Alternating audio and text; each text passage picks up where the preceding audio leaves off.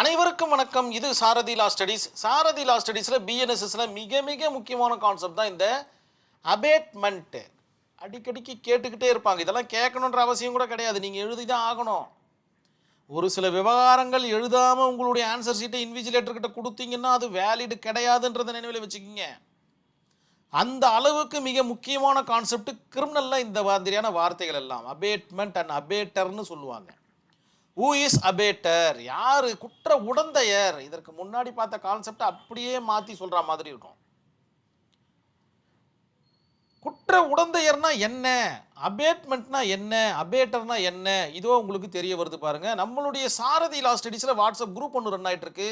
அதில் இணையணும்னு ஆசைப்பட்டீங்கன்னா இந்த நம்பருக்கு உங்களுடைய பெயர் மற்றும் ஊரை எனக்கு டைப் பண்ணி வாட்ஸ்அப்பில் அனுப்புங்க. நான் குழுவில் இணைச்சிடுறேன். உங்களுடைய சந்தேகங்களை தீர்க்கும் வண்ணமாகவும் நேரடி பயிற்சி வகுப்புகளுக்கும் இது உதவிகரமாக இருக்கும் நான் நம்புகிறேன். இந்த ஒரு 3 லைனை படிக்கும்போது வாட் இஸ் அபேட்மெண்ட்னா என்னன்றது உங்களுக்கு புரிய வந்துடும். ஒருவரை குற்றம் செய்ய தூண்டுதல், அந்த குற்றத்திற்கு உடந்தையாக இருத்தல், இதுதான் மேட்ரே. உடந்தையாக இருத்தல், குற்றம் செய்ய தூண்டணும். அப்படி இல்லைன்னா குற்றத்திற்கு உடந்தையா இருக்கணும். அவர் பக்கத்திலே இருக்கணும். அவனை கொண்டுடுறான், அவனை நான் பார்த்துக்கிறேன், நான் என் நஷ்டாண்டாமன், இந்த மாதிரியான விவகாரங்களை சொல்லிக்கினே இருக்கணும். அவர் பேர் தான் குற்ற உடந்தையர். அதாவது ஒருவரை மற்றொருவர் குற்றம் செய்ய தூண்டினால், அவனை அடிச்சுட்டு வந்துரு பார்த்துக்கலாம் அப்படின்னு தூண்டினால், அல்லது உதவி செய்தால், அந்த சைடில் அவன் போவான், இந்த கத்தி எடுத்துட்டு போ அப்படின்ற ஒரு உதவியை செய்தால் அவர் பெயர் தான் குற்ற உடந்தையர் எனப்படுவார். That means அபேட்டர் எனப்படுவார். இந்த ஒரு செயலுக்கு பேர் தான் அபேட்மெண்ட்னு அர்த்தம். இல்லுஸ்ட்ரேஷன் இல்லாமல் எழுத முடியுமா? இதை யோசிச்சு பாருங்க. அப்படியே உங்களுடைய இந்த இடத்துல உங்களுடைய கற்பனை திறனை நீங்கள் அப்படியே பறக்க விடுங்க. இல்லுஸ்ட்ரேஷனில் தான் உங்களுடைய கற்பனை திறனை பறக்க விடணும். டாப்பிக்கில் உங்களுடைய கற்பனை திறனை பறக்க விடாதீங்க. அது கதை அடிக்கிற மாதிரி ஆகிடும், நல்லா இருக்காது. நல்லா யோசிச்சுக்கிங்க. இனி இதற்கு பிறகு பார்த்தீங்கன்னா கதை அடிக்கிற கான்செப்ட் மறைஞ்சி போச்சு. நல்லா எழுதுனா மட்டும்தான் ரிசல்ட்டுன்றதை நினைவில் வச்சுக்கிங்க. ஏன்னா ஏஐ காலமாக மாறி போச்சு. சும்மா அப்படி தட்டுறாங்க, நீங்கள் சொல்கிறது இருக்குதா இல்லையான்றதை வித்தின் த செகண்டில் கண்டுபிடிச்சிடலாம் நீங்கள் கதை அடிக்கிறீங்களா இல்லையான்றதை. நான் நல்லா தான் எழுதுனேன், 40-30 பக்கம் எழுதுனேன், இந்த கதைலாம் இதுக்கப்புறம் வேண்டாம். கதை அடிக்கிற விஷயத்தை மறந்துடுங்க, படிக்கிற வேலையை பாருங்கள். உதாரணம், ஆ என்பவரை தூண்டிவிட்டு ஈ என்பவரை அடிக்க சொன்னால் இங்கு ஆ என்பவர் குற்ற உடந்தையர் ஆவார். இவர் தான் பார்த்தீங்கன்னா அபேட்டர். ஆ என்பவர் அபேட்டர்னு சொல்லியாச்சு. ஆ என்பவர் பார்த்தீங்கன்னா பிரின்சிபல் அஃபெண்டர். இவர் தான் பார்த்தீங்கன்னா களத்தில் நின்று வேலை செய்யக்கூடிய நபர். பிரின்சிபல் அஃபெண்டர் இவர் தான் பார்த்தீங்கன்னா அந்த இடத்துல பார்த்தீங்கன்னா இவர் அடிக்க போகக்கூடிய நபர். இவர் ஈ என்பவர் பார்த்தீங்கன்னா விக்டிம். இத்தனை விஷயங்களும் உங்களுடைய ஆன்சர் ஷீட்டில் இருக்கிற மாதிரி பார்த்துக்கணும். இதெல்லாம் இல்லாமல் இன்விஜிலேட்டர்கிட்ட உங்களுடைய ஆன்சர் ஷீட்டை கொடுத்துடாதீங்க. மனநிலைமையோடு நீங்கள் போங்க. இதெல்லாம் நான் எழுதிட்டு தான் நான் வருவேன்ற மனநிலைமையோடு எக்ஸாம் ஹாலுக்குள்ளே போங்க. எசென்ஷியல் எலமெண்ட் ஆஃப் அபேட்மெண்ட், கண்டிப்பாக காமனான ஒரு இன்டென்ஷன் இருக்கணும். இதற்கு முன்னாடி இருக்கிற வீடியோவை நீ இதில் இன்க்ளூட் பண்ணி எழுதணுன்ற ஞாபகம் உங்களுக்கு இருக்கணும். கண்டிப்பாக ஒரு வீடியோவும் பார்த்து நோட்ஸ் எடுங்க. நாலேஜ் இருக்கணும். யார் சொன்னாங்க, யார் சொல்கிற விஷயம் அப்படின்ற நாலேஜ்லாம் இதில் இருக்கணும். வித்தவுட் நாலேஜாக இருக்கக்கூடாது.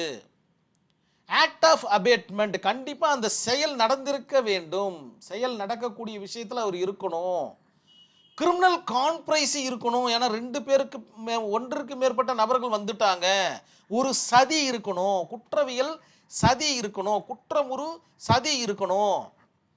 இன்டர்னல் எய்டு, உள்ளே இருந்து யாரோ ஒருவர் உதவி செஞ்சுருக்கணும். அப்படி செஞ்சால் மட்டும்தான் இந்த அபேட்மெண்ட்லாம் இந்த எசென்ஷியல் எலமெண்ட்டில் கம்ப்ளீட் ஆகும். அபேட்மெண்ட்டில் கம்ப்ளீட் ஆகுன்றதை நினைவில் வச்சுக்கிங்க. இந்த ஒரு கேஸ் ஸ்டடிக்கு பார்க்குறதுக்கு முன்னாடி செக்ஷன் 45லேருந்து 57 பிஎன்எஸ்எஸ் வரைக்கும் பார்த்தீங்கன்னா இந்த அபேட்மெண்ட்டை பற்றி மட்டுமே பேசுது. தண்டனைகள் என்ன, என்னென்ன கான்செப்ட், அபேட்மெண்ட்னா யார் யார் எந்தெந்த பதத்தில் வருவாங்க, அவர்களுக்கு என்னென்ன தண்டனை, பெரிய ஒரு எலாபரேட்டான ஒரு செக்ஷன் இது. 45லேருந்து 57 வரைக்கும் கிட்டத்தட்ட 12 செக்ஷன் பார்த்தீங்கன்னா அபேட்மெண்ட்டுக்கு கவர் ஆகுதுன்றதை நினைவில் வச்சுக்கிங்க. 45லேருந்து 57ன்றதை உங்களுடைய நினைவில் நிறுத்துங்க. செக்ஷன்லாம் கண்டிப்பாக எழுதுனா மட்டும்தான் நல்ல மதிப்பெண் கிடைக்கும்ன்றதில் எந்தவித ஐயப்பாடும் நீங்கள் கொள்ள வேண்டாம். Saju versus state of Kerala. அருமையான ஒரு கேஸ் ஸ்டடியோட வந்திருக்கேன். மேற்கண்ட வழக்கில் சாஜு என்பவர் ஒருவரை கொலை செய்ய மற்றொருக்கு உதவி செய்வதாக குற்றம் சாட்டப்பட்டார். ஆனால் அவர் நேரடியாக காயத்தை யாருக்கும் ஏற்படுத்தவில்லை. சும்மா அங்க நிக்கிறாரு, கொலை செய்யற இடத்துல நிக்கிறாரு. கத்தியோ இல்ல வேற எந்த ஒரு ஆக்ஷன்லயோ ஆக்டிவ்லயோ அவர் ஈடுபடலை. அங்கு குற்றம் நடைபெறும் இடத்தில் இருந்தார். அவருடைய இருப்பு பார்த்தீங்கன்னா குற்றத்தில் பங்கேற்பதாக கருத முடியுமா அப்படின்ற மாதிரி ஒரு கொஸ்டினை பார்த்தீங்கன்னா ஆனரபிள் கோர்ட் அரோஸ் பண்ணுது. ஆனரபிள் கோர்ட் ஜட்ஜ்மெண்ட் கொடுக்குறாங்க. ஒரு குற்றம் நடந்த இடத்தில் இருந்ததாலேயே அவர் குற்றவாளி என்று சொல்ல முடியாது. சாஜி பார்த்தீங்கன்னா குற்றவாளி என்று சொல்ல முடியாது. அவர்